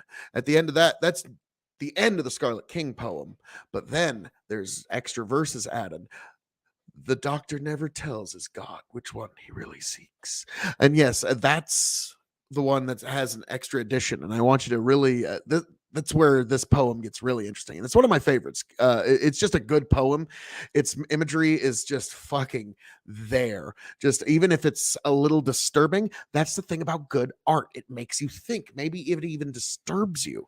But also, I really did all I could to have very on point delivery on this. So, folks, enjoy the full, unadulterated Scarlet King, redacted by the 05 Council poem of the SCP Foundation. 7 seals, 7 rings, 7 bribes for the Scarlet King. They gather round the natal bed, the foolish and the wise. They fear the child yet to be born, whose voice shall rend the skies. The faithful watch the forest for the coming of the king. Their lanterns bright, they wait at night for the new world he shall bring. The dragon waits in shadows, his breath will scorch the land. The hero in the castle draws his sword and makes his stand. The princess in the tower is hidden far away, but nothing under heaven can keep the groom at bay. They gather round with leering smiles, the soulless and the dead. Though her soul unwinds, the cruelest minds will keep her in her bed. The potter told his prentice to prepare him 7 jars. 6 he made with grace and skill. The last his hands did mar. The cretin moon no more is howling, gone its morning black. In their dreams its face is prowling, come to take them back. The king is in his courting clothes, the brides are in their beds. The unborn princes wait in sleep to raise their eager heads. The hens were in the hen house, and 7 eggs did lay, till the fox crept in by dark of night, and stole the eggs away. 6 were broken by their bindings, 6 no more shall sing. Come the 7th full unwinding, and all the bells will ring. When the first had given birth, then all the birds did sing. Her screaming cries did shake the skies as she called out for her king. By doctor's blade a second bade a life into the world. Untimely hewn neither silent moon the king's red flag unfurled. His bride the third remained unheard, her cries for help ignored. She stopped her life with a surgeon's knife and gave it to our Lord. The 4th prepares a dagger and places it at her heart. The perfect cure cannot make pure what the king has set apart. The 5th one's crown was bearing down upon the fox's set. The den was sundered with a mighty thunder, and apocalypse begets. On the 6th day, the walls gave way, and the oceans turned to ash. Her birth gave work as the earth shook underneath the king's fell lash. The 7th bride will break the tides, the moon no more will shine. There comes a day not far away, she'll birth the death of time. The doctor never tells his God which one he really seeks. Instead, he hides himself away, and quietly he weeps. Their God's own voice, he makes the choice, declaring with his word, in fear and pain, let her remain, lest she be like the third. The doctor's gun ended his run as he put it to his ear. As she was defiled, the pitied child, he gave it to his fear. Her memory a fickle thing, the strongest shall endure. When her weeping starts to waver, their drugs make her mind pure. Dude, fucked up. And I left a little bit of thunderstorm in the background there. I left the actual audio from the thunderstorm in there because I figured that actually just ties it together. So I was reading that poem and I used some footage of when that heavy thunderstorm was coming through. But yes, so those are my SCP readings as they stand thus far, folks. So yeah, any constructive criticism or whatever you think of that, always welcome, and I'm always curious about any of that. So I'm gonna get something loaded up here, but I'm gonna do something actually first for all of y'all. No, stop it. Knock it off.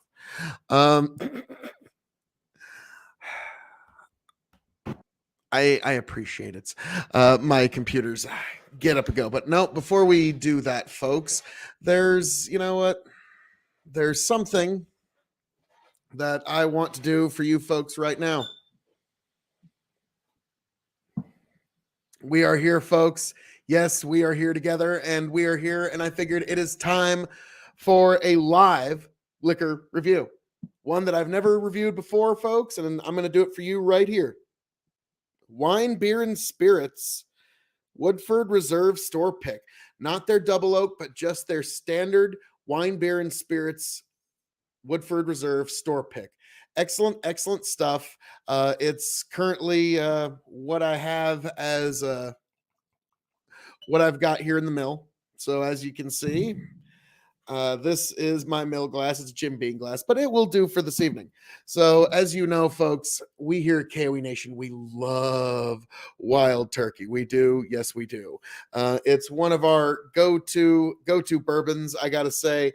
And this evening, we're going to do a full-on review. We're going to get all the scales in. First, hit the nose. Caramel, light vanilla, brown sugar. That's really about it, which nothing wrong with any of those smells. So, Woodford, I like their wheat whiskey. I haven't tried their malt whiskey. Their rye is currently in the 32 rye tournament, and it's doing well. I think it might end up winning. But yes, Woodford's wine, beer, and spirits store pick, definitely something worth checking out. Definitely, we're going to see how it hits the palate, though, folks.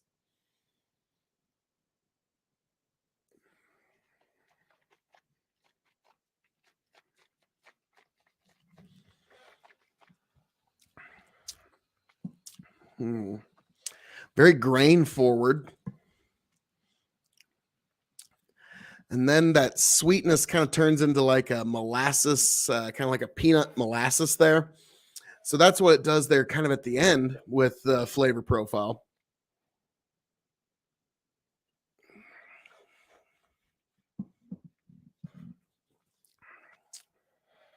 But yeah, that grain is undeniable. So very grain forward. And the sweet comes at the end, and there's no real spice, just a little bit of a burn on the end, but not really anything, not anything that I'd protest about. And so that is why it is my kind of just hangs out around here at the Mill of Extreme bottle. I have it stashed and hidden for myself. As you can see, I have not gotten too deep into it, but yeah, good stuff. And this will be enjoyed for some time here on the live streams here at K.O.E Nation. As you can see in the down there ticky part, K.O.E Nation YouTube, Twitch, and also find me on TikTok, folks. But now we get into the grading. I'm going to grade this on a 5-star scales. For those who do not know, 5 meaning you have to have it before you shuffle off this mortal coil. 0 meaning pass it on by. The K.O.E Nation has advised you well. And I'm going to grade this as a bourbon, as a whiskey, as a cask-aged spirit. It's shelving. And for those new to the show, the secret 5th question. Yes, you are getting one live here, folks. But yes, as a bourbon, I'm going to give this, I'm torn between 3.5 and 3.75. So you know what? It's my show. I'm going to break the scale a little bit. And I'm going to give it 3.65 as a bourbon. Yes. Good stuff, but where it really shines is as a whiskey, because I'm giving it 3.75 as a whiskey because it's just there, folks. Any whiskey cocktail, any bourbon cocktail, this one's right there. It'll work for it. Like I said, it's a little grain forward, but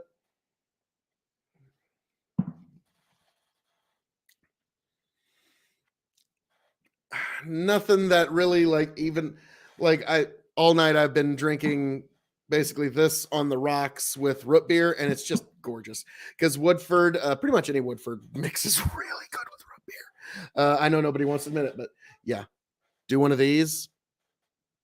Thank me later.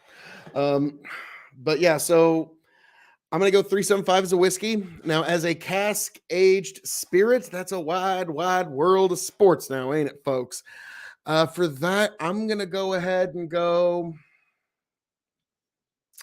325 because I feel like they could, like, I don't know. Maybe I'm spoiled because wine, beer, and spirits. Woodford Double Oak is one of the greatest whiskeys in all God's creation. And so, because this wasn't like close to the greatest whiskey in all God's creation, I'm disappointed and spoiled because I'm not saying this is a bad store pick by any means or measure. Just, you know, wine, beer, and spirits just always knocks it out of the park. And even their Woodfords, every other Woodford, like it's just been amazing. So this one, just being damn fine whiskey, it's just I feel like they've spoiled us a little bit. But yes, folks, so this is going to be the one where I go 325 as cask aged spirit. It's definitively a middle shelf. And will I seek another bottle of this when it's empty is the secret fifth question, folks. I don't know if I'm going to be able to find this one again. To be honest with you, like if I can, yeah, wine, beer, and spirits.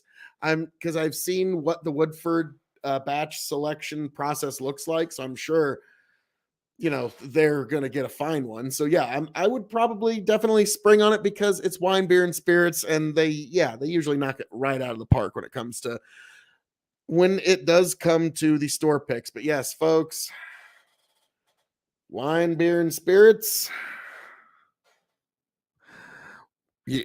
Just great store. I have no affiliation with them whatsoever. In fact, I'm pretty sure I annoy the crap out of them whenever I come into their store because I'm just like looking around and I'm asking like weird whiskey nerd questions. So I'm pretty sure that like I'm one of those store nuisances. Actually, I'm pretty sure they they don't know me from Adam. Just saying, they just have damn good store pick. So if you're in Omaha, Lincoln, Grand Island, you could do a lot fucking worse than what they got to have there.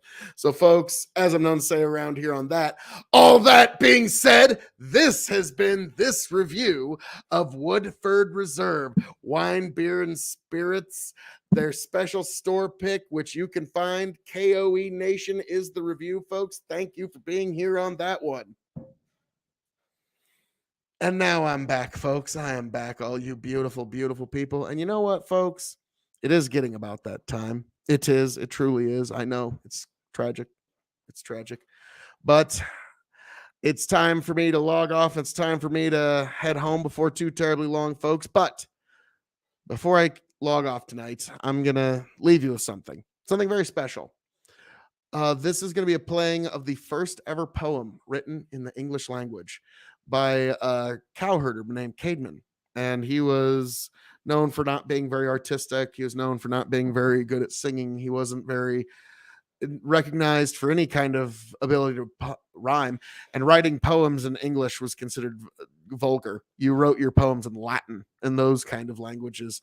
So he was, and this is back in like the year 750 something. So like, yeah, back in the 8th century, this was the first English poem. And it was a devotional to God and very, very interesting. And so after this person became a poet and also became a monk. But this is his first poem ever written, and it was in English, and it was Caedmon's Hymn on the Creation, folks. So I'm going to leave you with this. And folks, as I'm known to say around here, all that being said, thank you for being here at the KOE Nation, folks. Every last one of you are beautiful goddamn people, and I hope you make it back here happy, healthy, much the wiser here at the KOE Nation. The Freak, Grow the Farm Up, Bandit, all of you beautiful people that have been here all night long, all of you gorgeous people. Osiris, thank you for stopping in. Thank you for gracing us. Crop Cover, thank you for being here. Thank you for watching. I know you're always out there. God bless and thank you. Lynn, thanks for joining us this evening. All of you beautiful people. dads worldwide, even way back at the beginning of the show. Thank all of you for being here. Thank you for joining us. God bless every last one of you. I hope all of you make it back here happy, healthy, much the wiser. Check out Linktree Big Buckin' so you can find Big Buckin' Empire on YouTube and Facebook for our Friday shows where I do apparently a lot of gin drinking. Good God Almighty! Now you can find Chicken and Tony there. You can find Tony at Tony the Rod 2.0 at TikTok. You can find us at Revolutionary Wrestling Podcast on YouTube and Spotify, folks. You know it's the right thing to do. Thank you for being here. Thank you for joining us. God bless every last one of you. Let's go drink. Yeah! So, folks, here is a reading of the first ever poem written in the English language. I cannot wait for all of you to be back here, happy, healthy, much the wiser. I am the devilishly handsome outlaw himself, your king of extreme, the prince and potentate of the political parlance, the man of the hour, the man of the power, the man that makes the other podcast cower, the lord of the Scottish Highlands, the conqueror of the ethereal, and one damn handsome man, if I do say so myself, folks. I can't wait to see you right back here. K.O.E Nation, catch you on the flip side.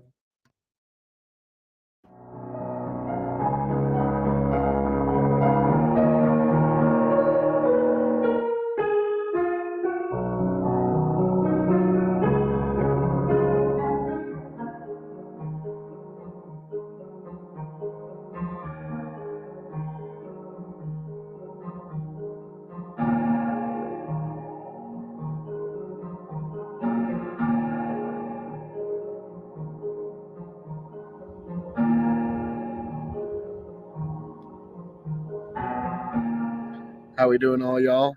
This is a very special reading of the first ever poem written in the English language. It was written by a cowherder by the name of Caedmon. He was a man who was herding cows for the local monastery in the 7th century. One evening, he fell asleep and had a dream, and he gave this poem to the world, the first ever poem written in English. So here it is, folks. Caedmon's Hymn. Praise now to the keeper of the kingdom of heaven, the power of the creator, the profound mind of the glorious Father, who fashioned the beginning of every wonder, the eternal Lord. For the children of men he made first, heaven as a roof, the holy creator. Then the Lord of mankind, the everlasting shepherd, ordained in the midst of the dwelling place, Almighty Lord, the earth for men. So there you go, folks. The first ever poem written in the English language. Very, very long ago.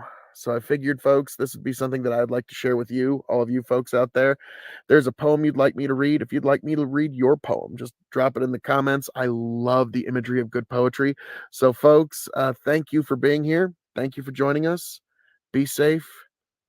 Travel well.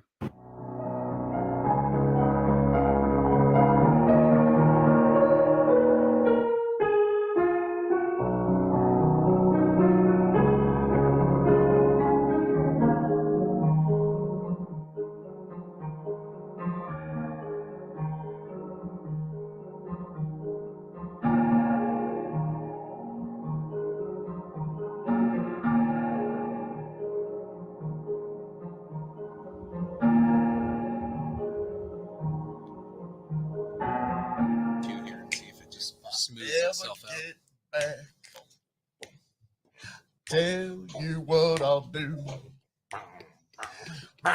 if I ever get back. I promise to refabricate you, raging rivers of gold. That's what the brochure advertised. And now we're lost, we gotta take it down. Let you down slow, it's hard to survive.